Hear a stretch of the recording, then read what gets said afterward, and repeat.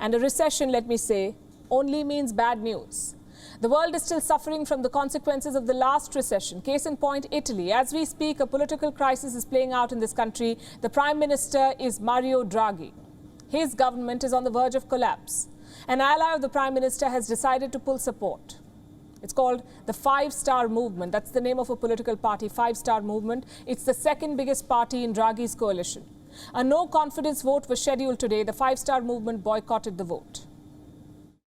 Five-Star pull out of the government. Mario Draghi has said that he will not head another government, that without Five-Star, this unity, this coalition of national unity ends. The options at that point for Mattarella would be to install a new Prime Minister, to carry the country through to national elections which are due early next year, or else he could even call early elections in the autumn. The Five-Star is headed by Giuseppe Conte. Why is he ending support to Draghi? Well, Conte does not like the government's aid package. The government of Italy is distributing aid. This is to help citizens deal with the rising cost of living.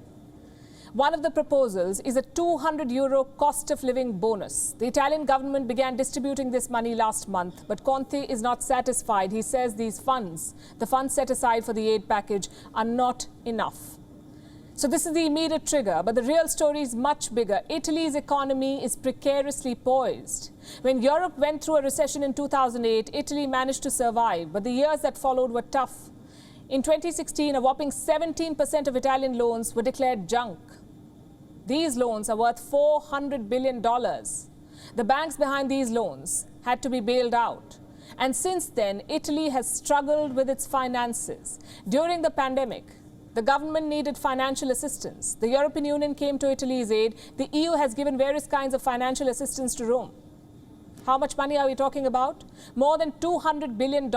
This is what Italy has got from the EU in recovery funds, $200 billion. This year, Europe sent more aid to them. How much? More than $600 million. And these funds are to support Italy's tourism industry. But they're going to need more help. The government's debt is rising. A decade ago, Italy's government debt was 127% of their GDP. Today, it is well above 150%. In 2020, Italy's national debt was around $2.7 trillion. $2.7 trillion. And this debt is just one of the problems. Italy faces two others. One is inflation, the other is gas shortage. A government collapse could trigger the perfect storm in Italy, and the people are already bracing for it. It is madness, an unreasonable act. Clearly, there is a different interest to get votes because those who are against, those in opposition, always get votes.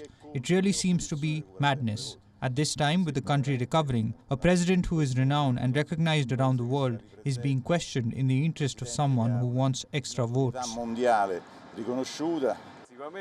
Definitely not the time given the delicacy of the period, so I would avoid it completely. There are signs of civil unrest. Look at these pictures. This happened yesterday. Italian taxi drivers took to the streets. They were protesting against the government. The trigger was a draft bill. If passed, this bill would open Italy's transport sector to multinational companies. So local drivers are against it. Hundreds gathered in front of government offices. Some of them shouted slogans against Prime Minister Draghi. They also threw firecrackers on the streets.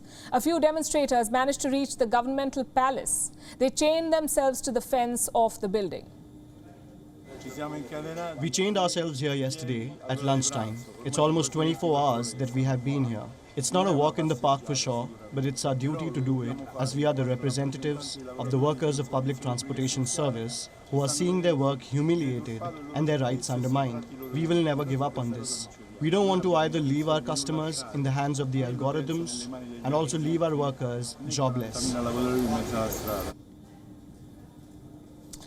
Now, it all comes down to this man, Mario Draghi, the Prime Minister of Italy. He survived the no-confidence vote today, but the instability remains. Draghi has signaled he will quit if he loses support in Parliament. Italians are struggling to make ends meet. The last thing they need is an election, but it's not their choice to make. WION is now available in your country. Download the app now and get all the news on the move.